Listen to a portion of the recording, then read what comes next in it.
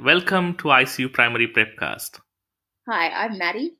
Hi, I'm Swapnil, and today we are going to discuss about commonly used anticonvulsant medications in intensive care. Are you ready? Yes. So, can you please tell me the physiological basis for the mechanism of action of commonly used anticonvulsant groups? And please give an example of each. So, firstly, a seizure is the clinical manifestation of abnormal electrical discharge from a group of cortical neurons due to either excessive excitation or loss of inhibition of these neurons. Neuronal transmission requires formation of an action potential, which occurs due to changes in the membrane potential as a result of ion fluxes controlled through voltage gated or ligand gated channels. The main inhibitory neurotransmitter that binds to ligand-gated channels is GABA, and the main excitatory neurotransmitter is glutamate. Anti-epileptic medications can thus act via three main mechanisms: affecting voltage-gated channels, enhancing GABAergic or inhibitory transmission, or reducing excitatory glutamate transmission. Some anti-epileptic drugs work through a combination of these mechanisms, while the mechanism of action of other agents is poorly defined. We will discuss each mechanism in a little bit more detail. So voltage-gated channels include sodium, calcium, and potassium channels. Voltage-gated sodium channels play an essential role in the initiation and propagation of neuronal action potentials. These channels rapidly cycle through three conformational states: resting, open, and inactivated, and are unable to be further depolarized until a sufficient number have returned to the resting state. Seizure activity is thought to be spread by a high-frequency repetitive firing of neurons. Sodium channel blockers such as phenytoin, carbamazepine, and lamotrigine have the highest affinity for sodium channels in their inactive states, and thus have a use-dependent blocking action, inhibiting high-frequency trains of action potentials more so than those with a low rate of firing. Inhibition of sodium channels is the most common mechanism of action of anti-epileptic medications available today. Anti-epileptic medications that act on calcium channels are due to the fact that low voltage activated or T-type calcium channels are widely expressed in thalamic neurons, and their repetitive cycling is thought to play a key role in the circadian rhythm and, when acting inappropriately, is part of the mechanism underlying absent seizures. Ethosuximide is an example of a calcium channel blocker and is used in the treatment of absent seizures. Potassium channels, their opening results in hyperpolarization of the membrane potential and thus decreased excitability of neurons. Therefore, potassium channel activation can increase seizure threshold. An example of an anti-epileptic medication that acts on potassium channels is reticabine. The second main mechanism is by enhancing GABA. GABA is the predominant inhibitory neurotransmitter in the CNS and acts on both GABA A and GABA B receptors, causing a hyperpolarizing or inhibitory effect. Anti-epileptic medications such as benzodiazepines and barbiturates increase the activity of GABA A receptors, thus enhancing synaptic inhibition. The last mechanism that anti-epileptic medications can use is by reducing glutamate, as glutamate is the principal excitatory neurotransmitter in the central nervous system and acts on NMDA, AMPA, and kainite receptors. Glutamate binding results in neuronal depolarization or excitation. Examples of anti-epileptic medications that work by reducing the activity of glutamate include perampanel, which is a selective AMPA receptor antagonist, and topiramate, which inhibits the action of glutamate on the NMDA receptor. Great, that's a very comprehensive answer. Now let's move on to very commonly used antiepileptic in ICU. One is a Valproate, and the other one is a carbamazepine. Can you please compare and contrast the pharmacology of these two agents? Sodium valproate and carbamazepine are both used for partial, mixed, and generalized tonic-clonic seizures, and for the treatment and maintenance of mania in bipolar disorder. Sodium valproate has also been used for the prevention of migraines, while carbamazepine is used in the treatment of pain secondary to trigeminal neuralgia. The pharmacology of these two agents can be once again subdivided into the pharmaceutics, pharmacokinetics, and pharmacodynamics. Pharmaceutics. Both carbamazepine and sodium valproate are available in both conventional tablet, controlled release tablet, and syrups. Sodium valproate is also available as an intravenous solution for injection. Pharmacokinetics. We will talk about this in terms of the administration and absorption, the distribution, metabolism, and elimination. So in terms of the administration and absorption, sodium valproate can be given orally or intravenously, whereas carbamazepine can only be given orally. Sodium valproate is rapidly and almost completely absorbed when given orally, with a bioavailability of approximately 90%. The absorption is delayed in the presence of food. Peak plasma levels are reached within 4 hours for conventional formulations and 7 hours for enteric-coated tablets. Carbamazepine is also absorbed almost completely, but it has a slower time to achieve peak plasma levels of between 6 to 24 hours with tablets and 2 to 4 hours with the syrup. Distribution. Both carbamazepine and valproate are significantly protein-bound, 90% for valproate and 70% for carbamazepine.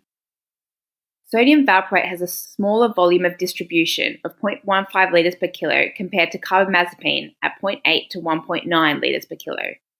Both drugs cross the placenta. Metabolism. Carbamazepine and valproate are both metabolized in the liver. Carbamazepine is mainly metabolized by CYP3A4 to an active metabolite and has the capability to induce its own metabolism. Valproate is metabolized by glucuronidation and oxygenation by the CYP450 enzyme systems. It is a non-specific inhibitor of a variety of hepatic enzymes and thus may reduce the metabolism of many other drugs, including lamotrigine and carbamazepine. Elimination. Less than 3% of an administered dose of valproate is excreted unchanged in the urine, as the majority of the drug undergoes biotransformation in the liver. Its half-life is 9 to 16 hours. Carbamazepine has a longer half-life of 36 hours after a single dose, but this decreases to about 16 to 24 hours after repeated dosing. It is excreted mainly in the urine. Pharmacodynamics. Carbamazepine acts by blocking sodium channels, thus preventing further generation of action potentials and reducing seizure activity. Valproate's mechanism of action has not been fully elucidated, but is thought to also block sodium channels, but also increase levels of GABA and block T-type calcium channels. As both carbamazepine and valproate have effects on enzyme systems in the liver, they both can have significant drug interaction. Carbamazepine induces enzymes, so generally results in increased metabolism of certain medications and thus decreased effect, such as with the oral contraceptive pill, warfarin, and certain non-depolarizing neuromuscular blockers. Valproate, on the other hand, is an inhibitor of several hepatic enzyme systems and thus has the ability to increase concentration of drugs such as carbamazepine, lamotrigine, and tricyclic antidepressants. Adverse effects of sodium valproate include nausea, vomiting, weight gain, hepatotoxicity, skin effects including Stevens-Johnson syndrome, and thrombocytopenia. It has known teratogenic effects and thus should be avoided if possible in pregnant women. Carbamazepine has adverse effects including diplopia, ataxia, nausea, drowsiness, aplastic anemia, and hyponatremia. Carbamazepine, like valproate, is a category D in pregnancy and thus should also be avoided if possible. Okay, one of the most commonly used antiepileptic for prophylaxis in neurosurgical patients is old school phenytoin. Can you please describe the pharmacology of phenytoin? So phenytoin is an anti-convulsant that is used for seizure prophylaxis or control and also sometimes used for ventricular arrhythmias refractory to conventional therapy. Its pharmacology can be subdivided into pharmaceutics, pharmacokinetics, and pharmacodynamics. Pharmaceutics. Phenytoin is available as capsules, syrup, and solution for injection.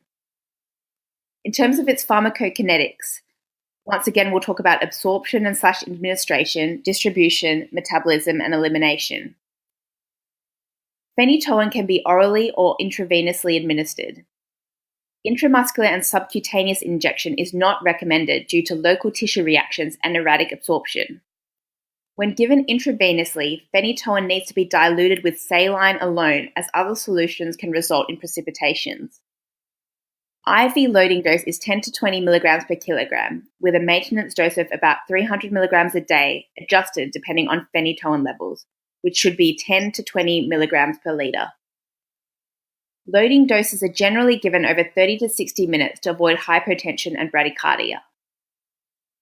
Phenytoin is well absorbed orally with a bioavailability of around 90% and thus approximate dose equivalency when changed from oral to IV formulations. Onset of action after an IV dose is 30 to 60 minutes. Distribution.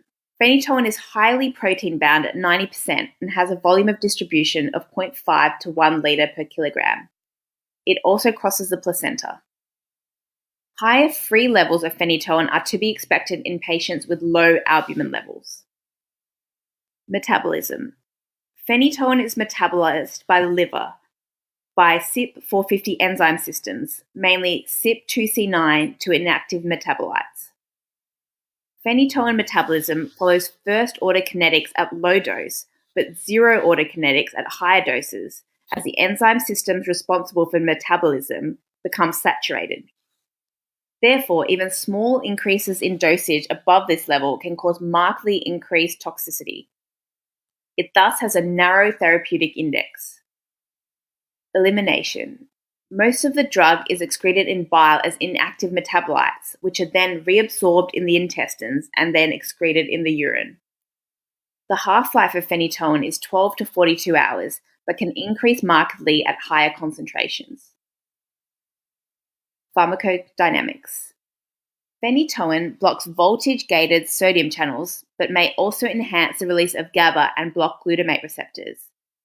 It has multiple adverse effects, including nystagmus, diplopia, ataxia, gingival hyperplasia, peripheral neuropathy, osteoporosis, hirsutism, coarsening of facial features, skin rashes, and megaloblastic anemia. Dose-related toxicity is manifested by neurological symptoms such as ataxia, nystagmus, blurred vision, drowsiness, and coma.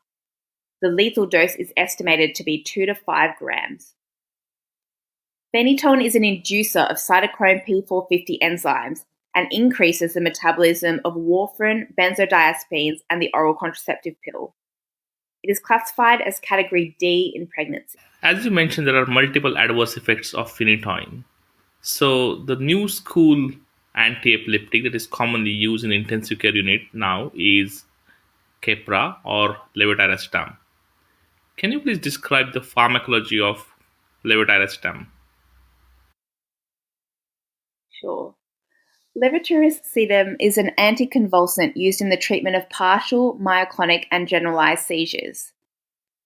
You get sick of me saying this, but once again, the pharmacology can be divided into pharmaceutics, pharmacokinetics, and pharmacodynamics.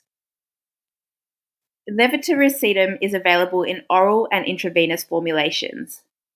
In terms of the pharmacokinetics, we can think about the absorption, distribution, metabolism, and elimination. Levetiracetam has nearly complete oral bioavailability and dose equivalence between oral and IV formulations, making it easy to use in the intensive care. Its absorption is not affected by the presence of food, and peak plasma concentrations occur about an hour after oral administration. Levetiracetam is less than 10% protein bound and has a volume of distribution of 0.5 to 0.7 litres per kilogram. It is not extensively metabolized. The major metabolic pathway is the enzymatic hydrolysis of the acetamide group, which is not dependent on any liver cytochrome P450 isoenzymes, unlike the majority of other anticonvulsants. It has no active metabolites and follows linear pharmacokinetics and has low inter-individual variability. It has a half-life of 6 to 8 hours, which is unaffected by dose, route, or repeated administration, and is mainly excreted unchanged in the urine, The dose should be adjusted in patients with renal impairment. In terms of the pharmacodynamics, levetiracetam binds selectively to the synaptic vesicular protein SV2A, whose function is incompletely understood, but is thought to modify the release of glutamate and GABA. Adverse effects include somnolence, nausea, dizziness, nasopharyngitis, irritability, and rash. It is classified as a category B3 in pregnancy. Thanks, Maddi. I think that was a very comprehensive coverage of anti-epileptic agents in intensive care unit. Now, folks, remember that every answer to pharmacology question has to be structured, and that's why it might sound a repetition of the structure in this podcast, but it's very important to stick to that structure so that you can score more marks in your exams. So, before we conclude this podcast, Maddie, do you have any questions for us? As always, I do. So, why is phenytoin so unmotivated? Can't think of any connection between motivation and phenytoin. Because he has difficulty seizing the day. That's a quite a witty one. I like that. So thanks, folks. That's the end of our podcast on anti-convulsant agents. Next time we'll be back with podcast on drugs commonly used to treat respiratory illnesses, that is bronchodilators. Till then, goodbye. Thanks for listening. See you next time.